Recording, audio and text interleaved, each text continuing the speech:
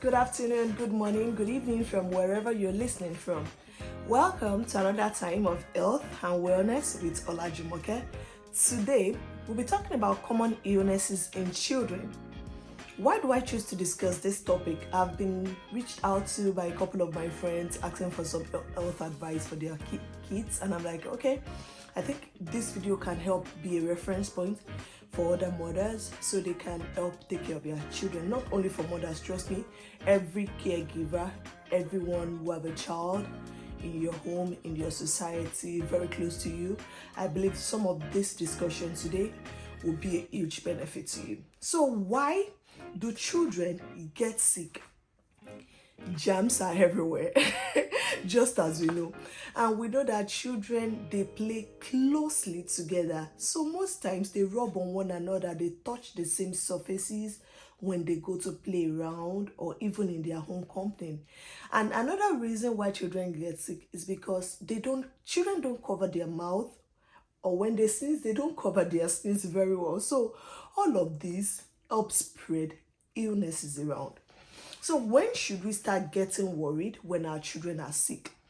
A child who is not eating, who is not playing, is worthy of paying attention to. Okay? A child who is not sleeping, who is not playing, if he or she is still in diaper, who is not having enough wet diaper as usual, is worth paying attention to. So another thing is when a child is feeling lethargy. What do I mean by lethargy? They are not easily aroused. You try to wake up your child is not responding to your bed, go to the hospital. Or a child is having breathing issues, please go to the hospital. You can't breathe very well, is hyperventilating, those are worthy of hospitalization. Or when a child has a swollen tongue, in medical word we call it angioedema. So if the child has a swollen tongue, that could be allergy. It could be an anaphylactic reaction, and it is very dangerous. So I would beg you, run to the nearest hospital if all of this are happening. But what are other common illnesses we see in children that we need to take some few tips to take care of them, and we really don't need hospitalization for? Common things are headache, fever, when a child tries throwing up, vomiting, stomach bug, soreness in the eye or soreness in their throat, running nose, cough, pink eyes. These are some of the common illnesses our children experiences. All of these symptoms can still be managed the first few days at home. I repeat myself.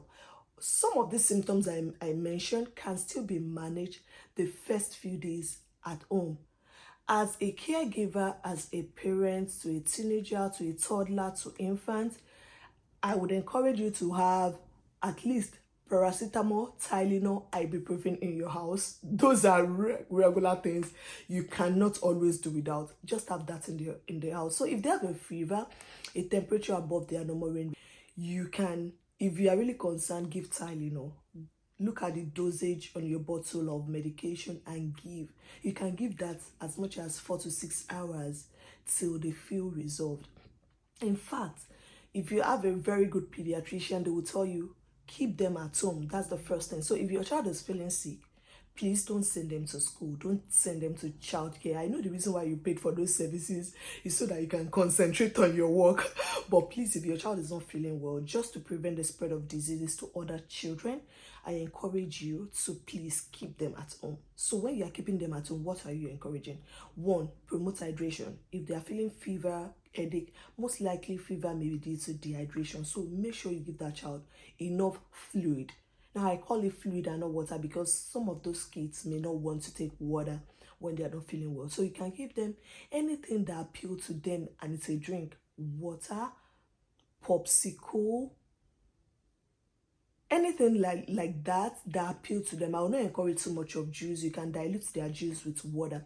Just make sure you give them enough fluid. Even if they are not tolerating food, make sure they are not dehydrated. Give them more fluid as they can tolerate. If a child is having a headache, and that thing is to do is to wash a washcloth, put it in, just take a towel, put in water, rinse out, and put over their forehead and let them sleep. On a normal day, most of those regular headache will go in 2 to 3 days. The same with running nose.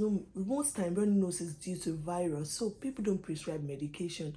All of this balm we put on our nose is just to make us feel good. It's not like without them we are not gonna feel better. So you just need to watch them, let them sneeze, let them sleep. Most time children will sleep through their illnesses and they will feel better. Stomach bug, a child who is vomiting, I wouldn't stop them from vomiting. They must have eaten something that is not palatable to their stomach.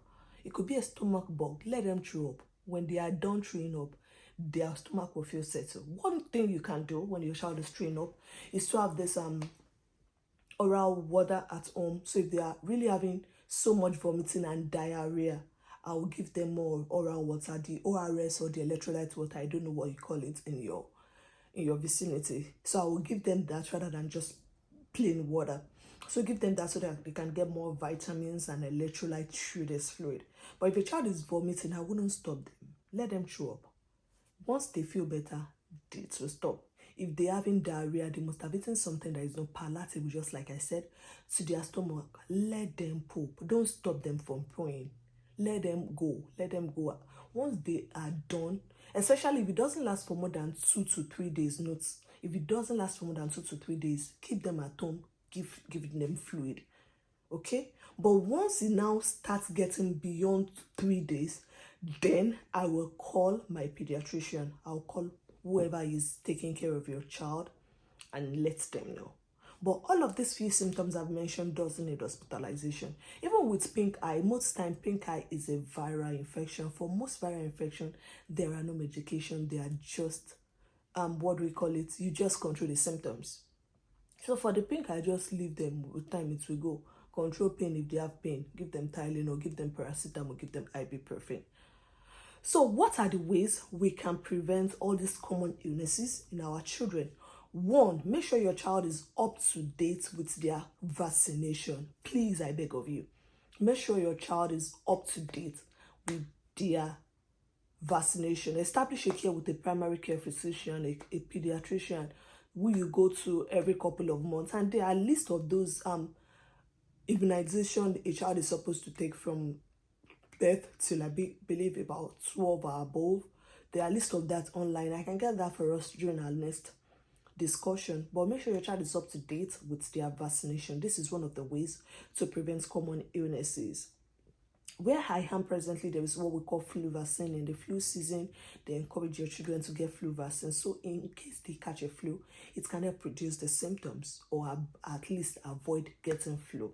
So another thing you can do to prevent common illnesses in children is to encourage hygiene. If your child is old and mature enough, let them always wash their hands. Parents, I know sometimes we are scared and we're like, they're gonna run water into their shirt. We don't want to change their shirt every now and then.